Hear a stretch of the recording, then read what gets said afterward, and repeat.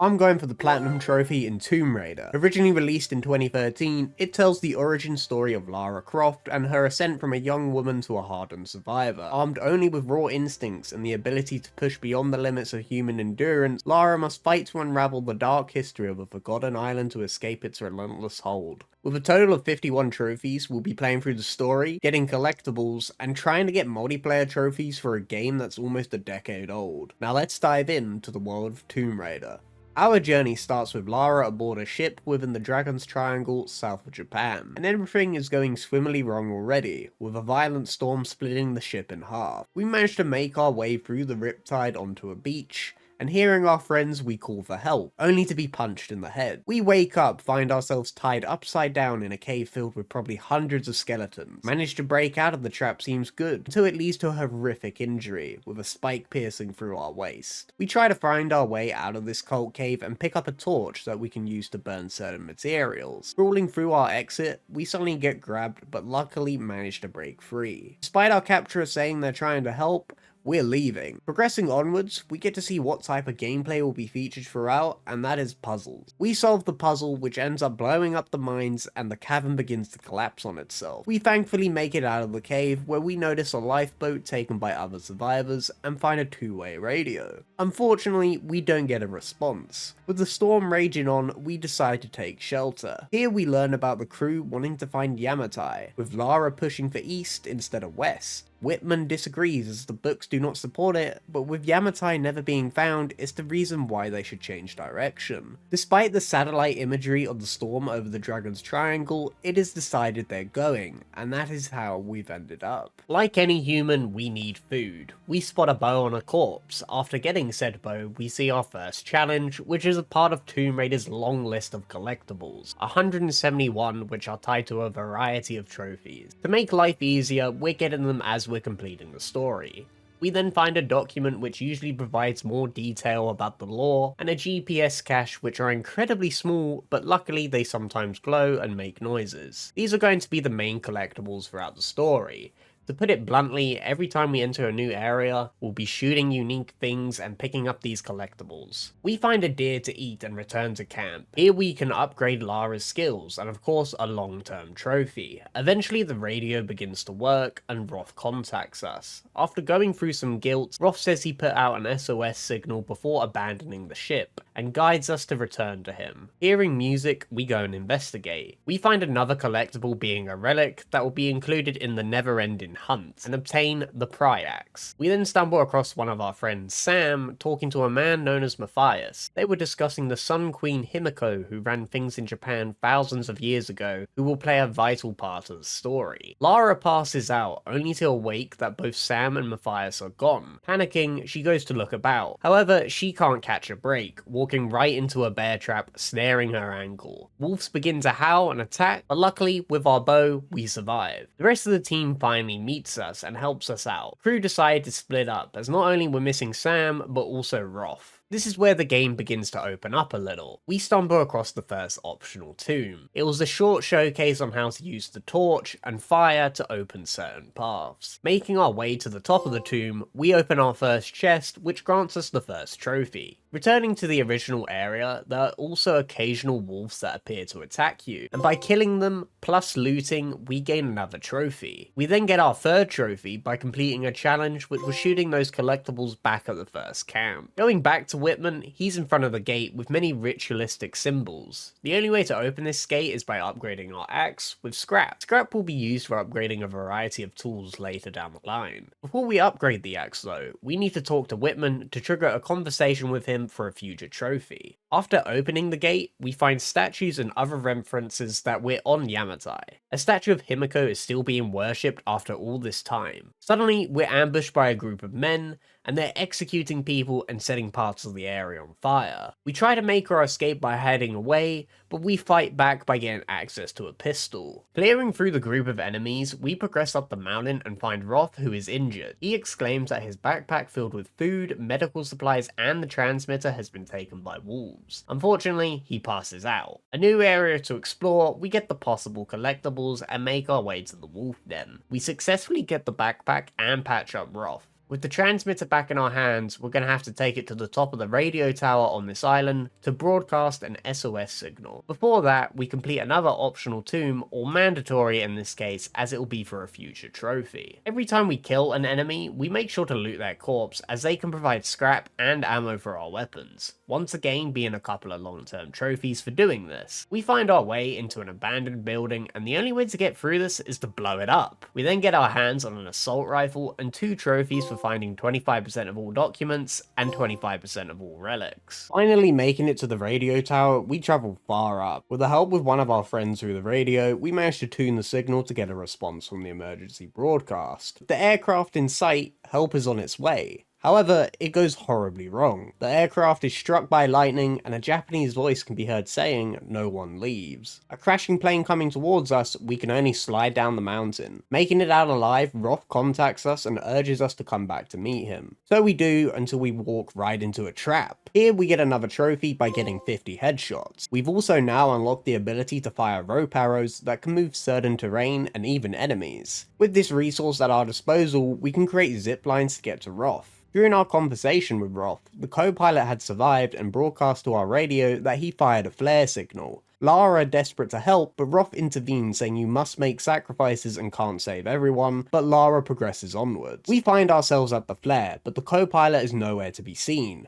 Moving deeper into the area, we discover he's been attacked, and so are we. It turns out that Matthias is responsible. Him and his crew are then attacked by the Oni, or Guardians, and we're once again hanging from the ceiling in a very horrific room. Managing our escape, we stumble across a large being, and to avoid confrontation, we move away. Here, I notice some rats, and unfortunately for them, I must kill them to get a trophy. Gaining access to a shotgun now allows us to break through certain paths, which takes us to a tomb of the Sun Queen and her storm guards, meaning it confirms this is Yamatai and Himiko's corpse. We learn through the paintings on the walls that they depict a ritual that allowed the queen to transfer her power to a successor. Our time in learning more is cut short when more of Matthias's men appear and we kill them while also unlocking a trophy in the process. We also find a GPS cache in this area and get a trophy for finding 25% of the GPS caches. Eventually making our way out, Sam contacts on the radio by stealing it from one of the guards, and she learns that Matthias is intending to use her in said ritual. Our conversation is cut short after she gets caught. To get where she is, we must travel across a river, but the current is too powerful, leaving us in a terrible situation.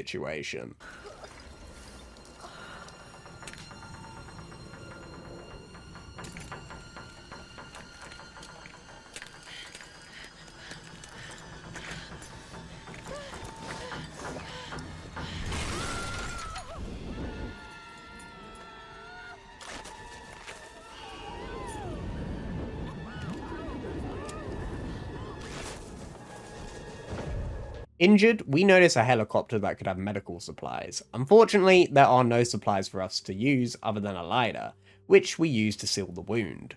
We get seen by the residents of this area and they fire a flare, meaning we're going to rack up kills like John Wick and get 2 trophies in the process.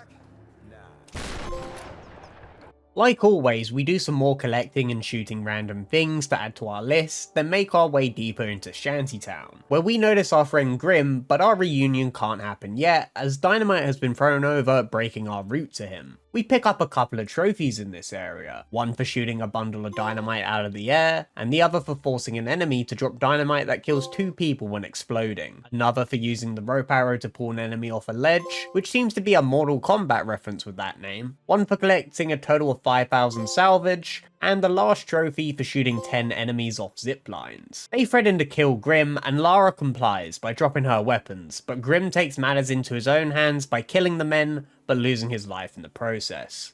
For his death not to be in vain, we progress onwards. When we're about to make it to the other side of the zip line, luckily, Roth saves us with a sniper rifle before we're hurt. To make it to the palace, we must cross a bridge, but it's littered with enemies. While crawling under, Roth with his sniper rifle manages to take out a few of them. We lift ourselves onto the bridge thinking it's clear, however, we're unexpectedly grabbed. Roth manages to kill him, but we go through an insane sequence of events because of it.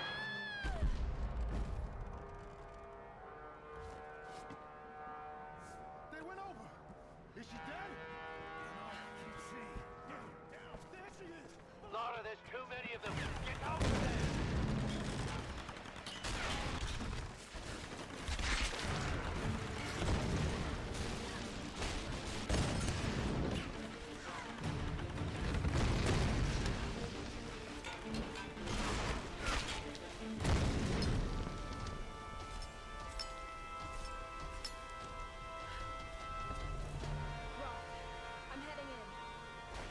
about this, Lara?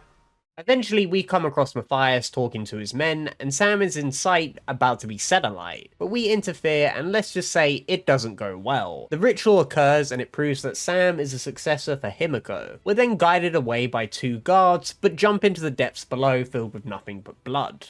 Clearing through the caverns, we unlock a trophy by killing a total of 50 enemies with the bow, and also stumble across our friends locked up in a cage. After successfully getting them out, we must take a different exit due to the terrain falling apart, and surprisingly come across Whitman, who claims that he was allowed to move freely as he wasn't a threat to Matthias and his men. Matthias says if the ritual is to take place, it would allow us to leave the island. Obviously we're not going to sacrifice Sam, and Matthias walks away. We take out the guards and plan our escape, but Whitman turns the corner with Matthias and we run back. With the palace falling apart, Sam manages to leave, but we must once again find a different route. Clearing through the palace, we manage to pick up 2 trophies, one for killing 40 enemies with the shotgun, and killing 75 enemies with the rifle.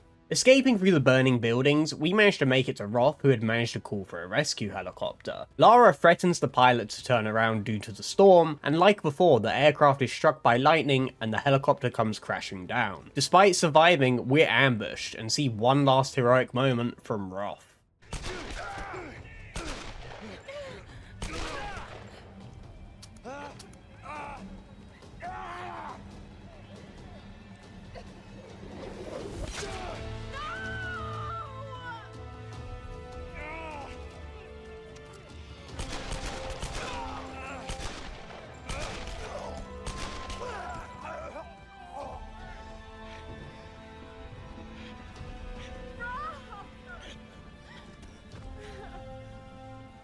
Meeting up with the rest of the crew, we pay our respects to Roth and still need to plan our escape from this island. Lara deciphers that the Peril of the Storms is tied to the Sun Queen and the reason why they cannot leave. The monastery has a ritual chamber that the Storm Guard are protecting and is the answer to stopping the storms. Before we move onwards, I get a trophy for getting all skills from one category. We make our way through several areas before meeting up with our friends again. They've managed to find a boat, but it needs to be repaired. As we go and find the materials, we also unlock a few trophies, one for killing a crab, the second for finding 75% of the GPS caches, and the other for killing 10 birds. Returning with the necessary materials for the ship, we find out Alex still hasn't returned. Then Whitman starts screaming for help, claiming he had people following, but no one is to be seen, and Lara suspects something else is up. Jonas provides us with a more powerful bow and we go looking for Alex. Making our way there, we clear out more bandits and all the trophies are coming our way as we approach the end of the game. We found 75% of the artifacts, fully modded and upgraded any weapon, incapacitate 25 enemies with the dodge counter, loot 200 enemies, and find 75% of the documents. We find Alex wounded and stuck. With more bandits approaching, he decides to sacrifice himself so we can leave with the tools and help the others escape the island. Returning to camp, we inform the team about the tragic news and get a trophy for completing all conversations with the Endurance crew. As the storms are still occurring, we can't leave just yet, so we decide to head towards the ruins which houses information about the storms. We also complete the final optional tomb for a trophy and complete all the challenges in this final area. Reaching the ruins, we learn about the Storm Guard who protected the Sun Queen. Failed, my queen. The ritual was corrupted. The priestess knew only death could save her and took her own life. Now the first and last queen lives a half-life, a soul in a decaying body. Her rage became the storms and will not stop while her soul is tied to this earth. My Storm Guard are sworn to protect her. They must continue, but I cannot. The soul is trapped in a decaying body. That's what's causing the storms.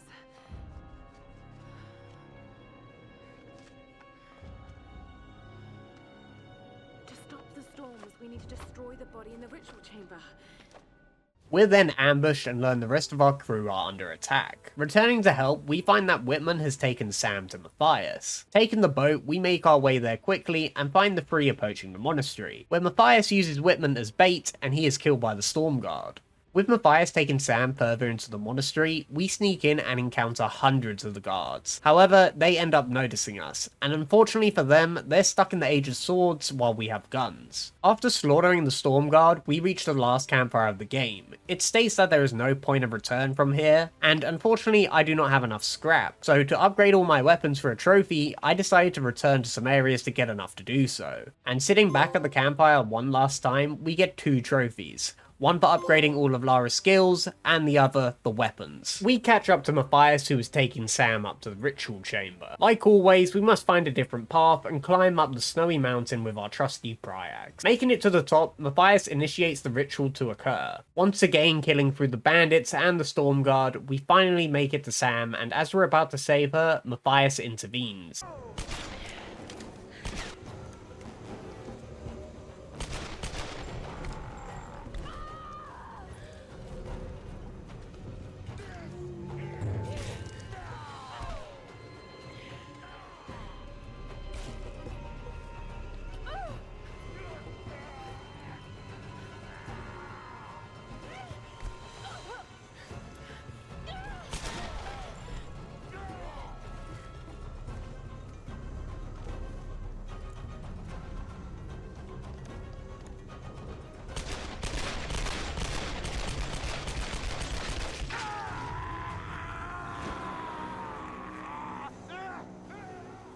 With Matthias dead, we destroy Himiko and save Sam, then make our way back to Jonas and Reyes to escape the island on the boat, ending the game with 2 more trophies.